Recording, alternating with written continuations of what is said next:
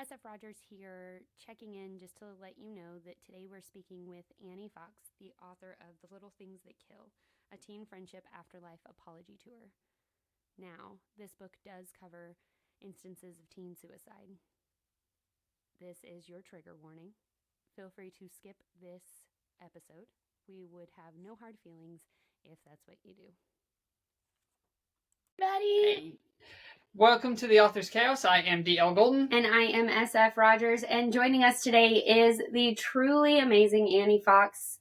She has written a book named The Little Things That Kill, a teen friendship afterlife apology tour. And we are so excited to get to talk to her about it. Annie, why don't you introduce yourself?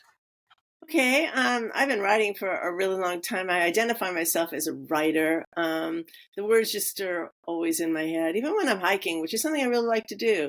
Can't turn it off. Those characters just will not leave you alone. You understand? Yep. Yeah. So I live in Northern California, and I'm lucky enough to have a lot of outdoor space around me. So I need to get away from the keyboard. I go outside. You go outside. Fair enough. And so tell us a little bit. We've got this big title here. What genre do you write? Well, I've written in lots of genres, starting with picture books, author illustrator of a picture book way before I was even legally able to sign the contract. This is a long time ago. Book got published, cool. So writing for kids has always been kind of my thing.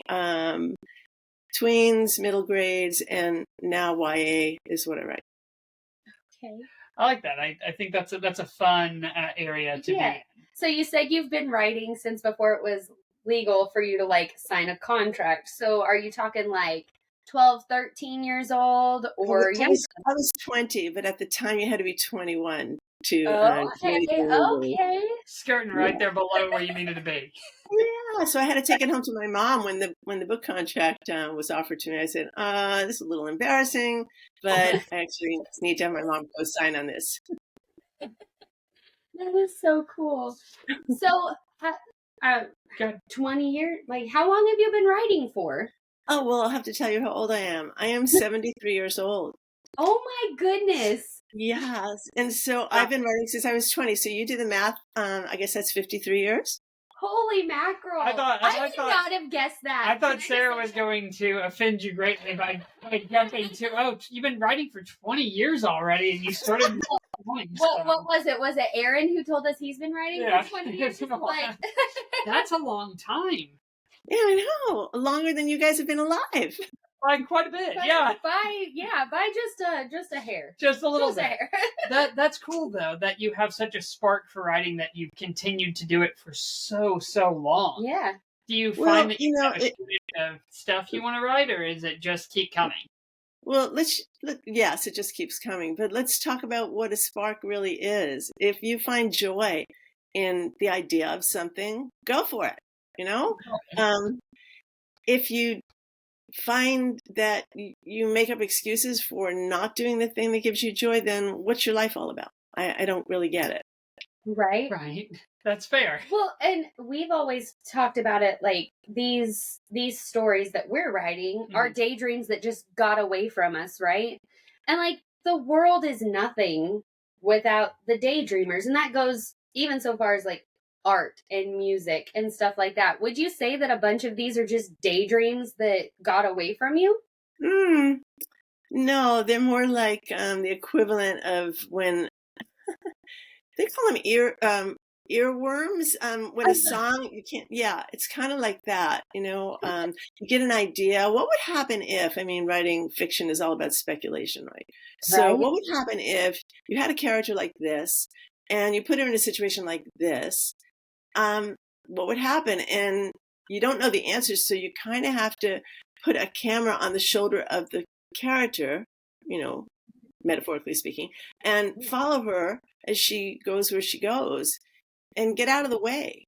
And it's fascinating because every time you show up at the keyboard, you find out more about what's going on.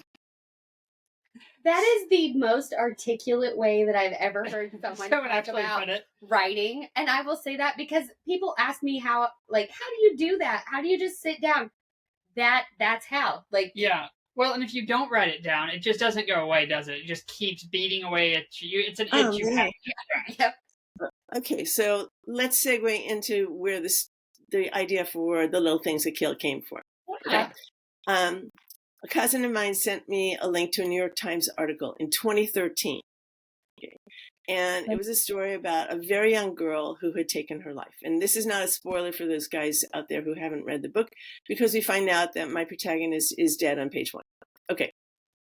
And so she's taken her own life, and this is the girl in the New York Times article. And there was a Facebook memorial page for her. Mm-hmm. And someone who knew the girl posted on the memorial page. This was also in the article. And what she posted was, yeah, she's dead and I don't give an F. Oh. And I'm like, whoa. Okay. So just my background is in child development. And so as an educator, I'm thinking, where did this girl go wrong? It's one thing to have ruthless thoughts about someone in an unfortunate situation, Mm-hmm. but to publicly post it with your own name attached to such a vile comment on her effing memorial page? Yeah. I mean, give me a break. So that was the hook for me. And I thought, okay, I'm not going to find out what was going on with this girl who posted. So I'm going to have to make up some answers, because these questions are not going away. So Right. that's it. Wow, that's a really good. It's a really good spark to drive out a story like that. That's a good hook. I mean, that's crazy. So, what is the story itself about? What can you give us an overall synopsis of what this book is? Sure.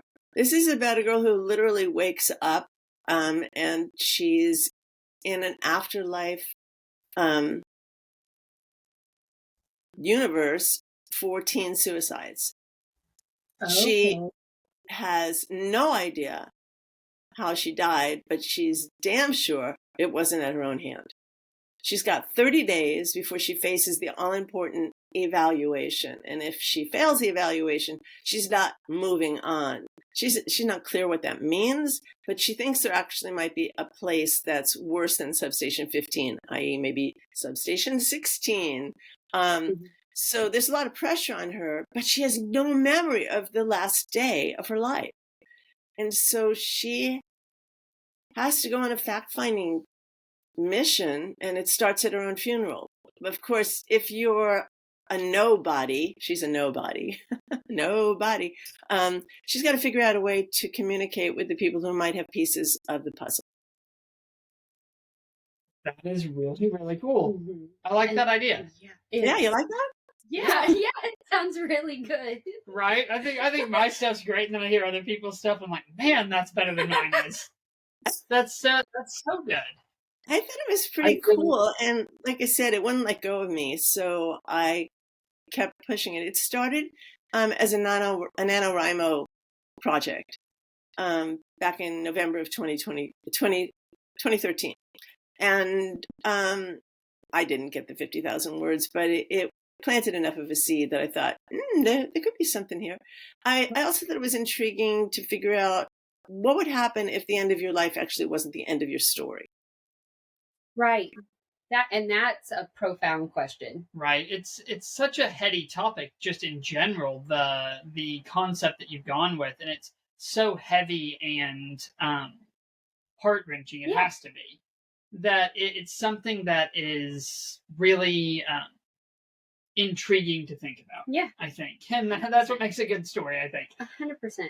So is this a self-published novel, or is this traditionally published? This is a self-published novel. Okay. I knocked on so many doors. My knuckles were bleeding looking for literary agents, because everyone said, you need a literary agent. And a lot of people said I wrote the best query letter they'd ever read. And, sometimes they say, give us your first 5 words. Yeah. And then they decide, nah. But actually, several several agents said, show me the whole manuscript, which I did. And then I never heard from them. And then COVID happened and people were working at home and you didn't hear from them ever. Right. And I said to my husband, okay, if I don't get an agent by such and such a date, we're going to do this ourselves, because we've published books ourselves and they've done really well. So not YA fiction, but middle school fiction. So I thought, okay, we could do this. And the date came and went and there was no agent. And I said, okay, this is it. We're doing it. Pull the trigger. Right. It takes guts to pull that trigger for a lot of authors. A lot of people are too afraid if I self-publish it, it's not really published. And that's not the case. That's never the case. No, I think things have changed a lot. And with social media, look, the traditional publishers expect you to have a platform anyway. They expect you to do a lot of the heavy lifting in terms of marketing anyway. So why not keep all of it instead of keeping only 10% when you're doing all the work anyway? And the other part which really appeals to me is that I didn't have, some publishing person over my head saying, you're getting a little too close to an uncomfortable topic here, or we don't really like your idea for the cover design, or how about if we switch up this character more in this direction? People like that. I'm like, I need creative autonomy. So this felt like the way to go. And you're right. It's a lot of work. It is, but it's rewarding at the end of the day when you put out the thing that you wanted to put out, and people enjoy that thing. Yes, and when you get the feedback, which is, you guys are writers, and so what an isolating and weird experience it is to be listening to these voices in your head, and you're just in this world, whether you're on the keyboard or not, and you're all alone, and then you release it.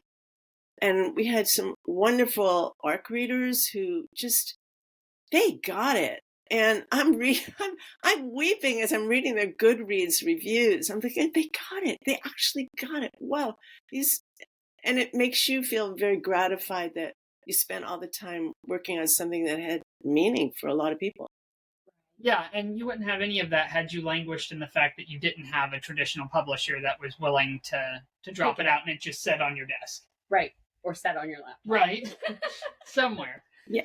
Yeah. So I would encourage anybody who's been waiting for someone else to give them the thumbs up that, this is good enough for us, publishing company, whatever, to publish. Screw it. I mean, just do it.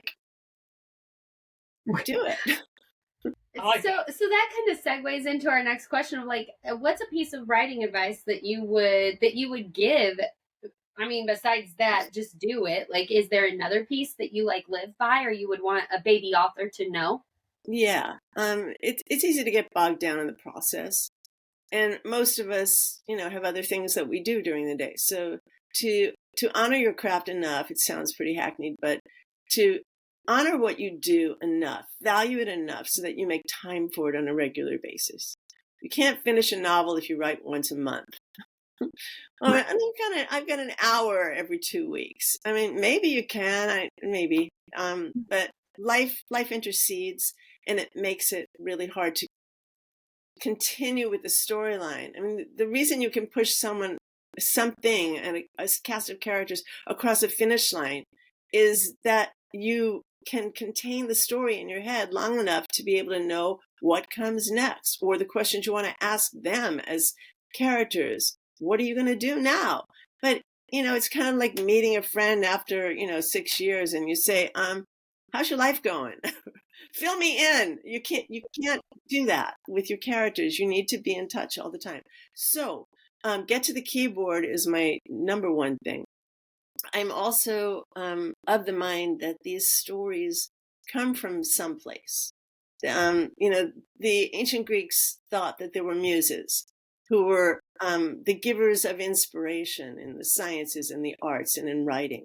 So I say, when the muse calls, let her find you working.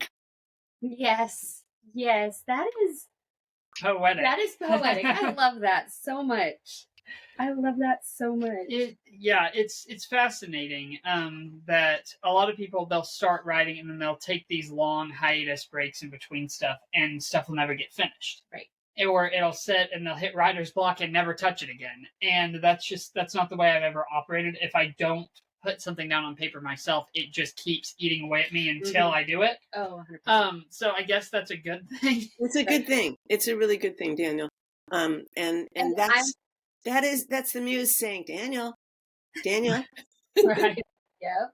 Right. And I'm one of those people, and the same. Like, I had an idea. I was in the middle of editing my first book and had an idea come up that has nothing to do with the book series that I started. And I came home and I told my husband, I said, I have a story idea. And he was like, oh yeah. And then it was like 3 weeks later, I was like, I have another story idea. So like, you scratch it down. You're like, okay, this is what I want to happen. And then you have a brother who makes up a fake version of that story. And it gets out there. So it's crazy how us writers can take inspiration from news articles or like nature. Have you ever been inspired by, like you said, you like to hike? Have you ever been inspired for a story through hiking? Settings for sure. In the little things that kill, I set it kind of in my neighborhood. And so often when I'm walking, I would say, okay, how many steps are on the Alderney steps, which is one of the settings? And I count them. And okay, well, there's eucalyptus buttons that have fallen down here. What if one of my characters, actually, she's in such a hurry, she slips on one? I mean, that kind of thing. It makes it real. One of my reviewers just said to me yesterday, said, felt like your setting was another character. And those are the kind of books I love to read. So if that happened, great. Then in my book, there's also this other world, which is not like anything in my neighborhood. Station 15, no. But that was super fun to be able to do something I've never done before, the world building stuff. And people have said, wow, you did that really, really well. And we're going a little off script here, but I know we have a few questions. Oh, no. So if we catch you by surprise or anything, I'm so sorry. I was just curious. You said you've been writing for 50 plus years. How many things do you have that you've published independently or published through other people that you have out there? This book is my 13th book in print. Wow. Yeah. 13. Yeah. That's crazy. Yeah. That's awesome. That is amazing. I love that so much. Well, they're not all 300-page novels, but some of them are children's picture books. I have a series called the Middle School Confidential series. It's part graphic novel and part what I call smart talk life skills. It's for 5th to 8th graders about middle school. So as a teacher of 5th graders, I greatly appreciate that. Yeah. Oh my goodness. You wouldn't want to be them again. No way. Not a chance. Oh, it's crazy to think that down the road we could have that many things existing out in the world. I know there are people that punch out novels every 6 months. I'm not a person that can do that. I need to talk to you about that. Okay. I'm so I've been connecting with indie authors on TikTok. Yes. And on Instagram, and I hear it's like, here's my new novel, and my next one's out in 2 months, 3 months. I'm like, oh, what is this? Some kind of printing press? Or is it AI? I'm not sure. I don't want to disparage anybody, but am I like a tortoise? It is not only you. No. My origins took me 3 years to get from original draft to print, and then Odyssea is taking me.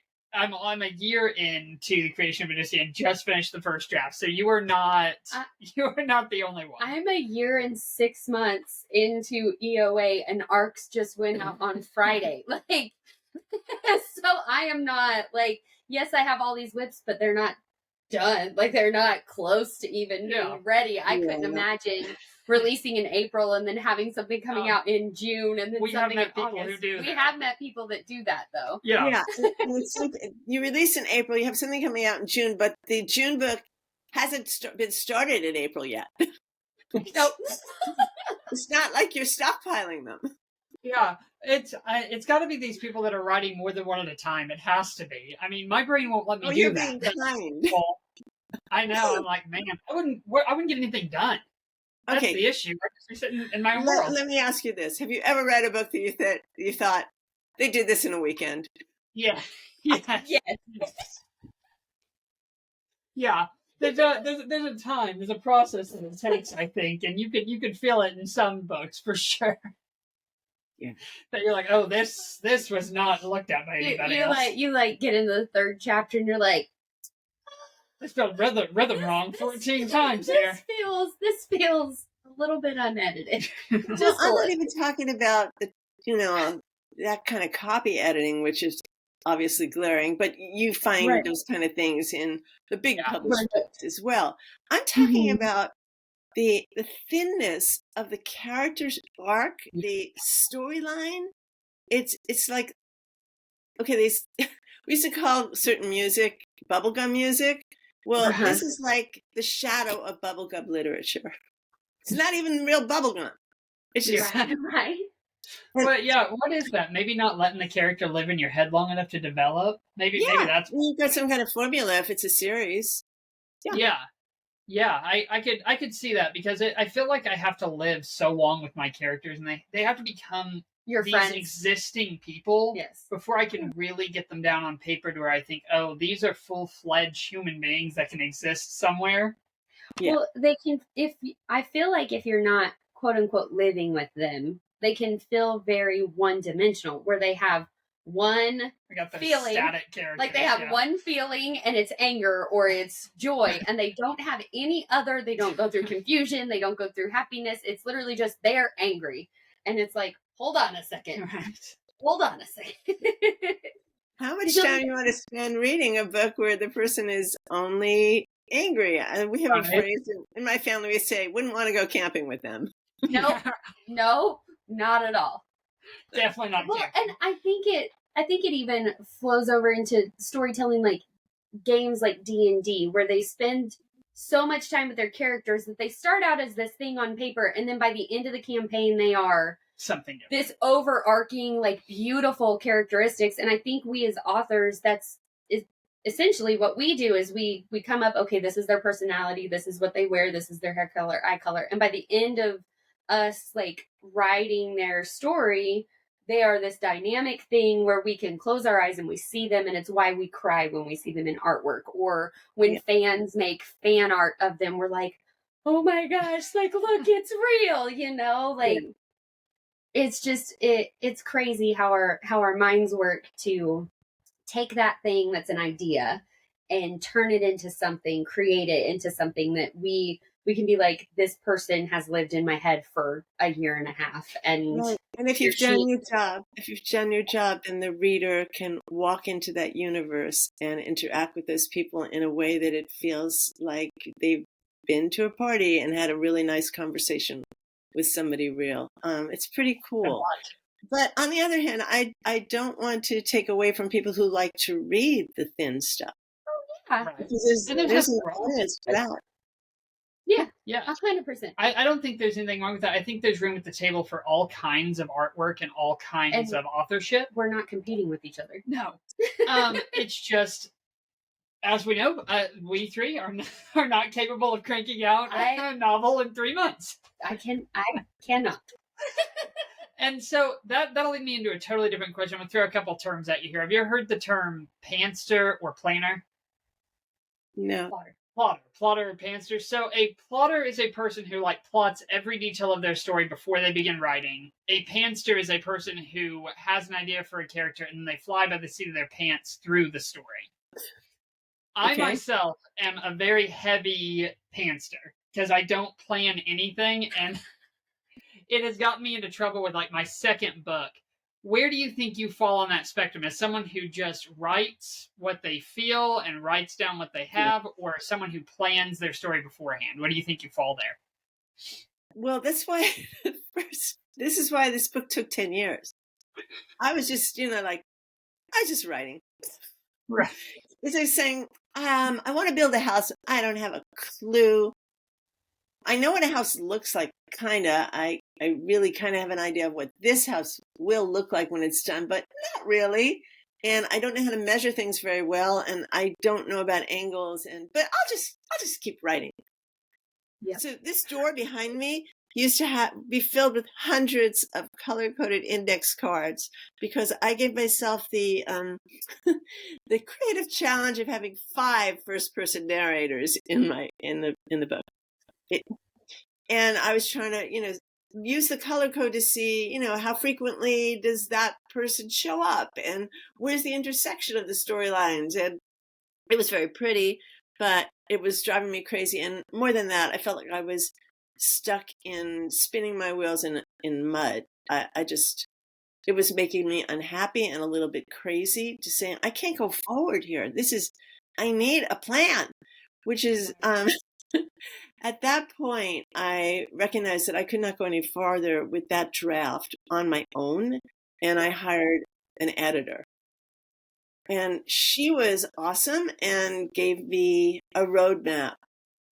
Without writing the book for me, she asked the best questions at the best plot points, and I went, oh, okay, a plan.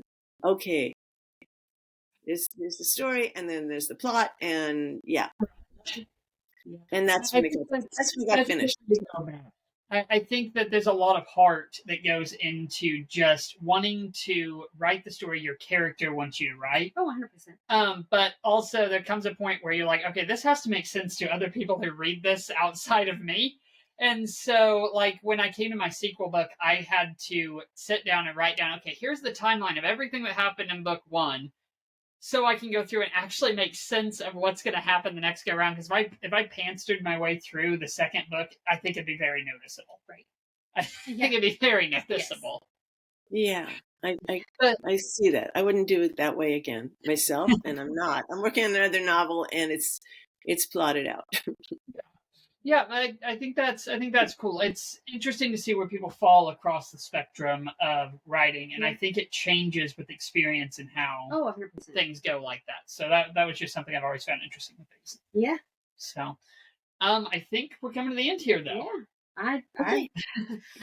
I'm throwing this in the universe. I would not mind having you on again. Yeah, you were fantastic to talk to. Okay, thanks. I'd be happy to talk with you guys. Anytime. We're going to close this out. I am D.L. Golden. I am the author of Origins. Origins Redux is on Amazon right now, on KDP, and on Kindle Unlimited. So if you want to read it there, you can. I am SF Rogers. Arcs went out on Friday. I have a book releasing April the 26th. Yay! I'm super excited. Name of the book is Execration of Autumn. You can find it on Amazon and KU, I think. I have to double check that. And if you have a shameless plug, Annie, throw it out now. Shameless plug. Okay. The Little Things That Kill was just released February 13th. And we snagged that website, so you can go to thelittlethingsthatkill.com and find out where you can get the book. It's on Amazon, Kindle. We have an audio book that I'm so delighted with. Talk about characters coming to life. Our audiobook narrator, Maria Marquis, is just like, she made me weep. I mean, who knows this story better than me? But hearing it on an audiobook, I'm like, oh my God. And can people find you across any social media or anything like that? Yeah, on TikTok, Annie Fox Author. Just go to anniefox.com and all my socials are there.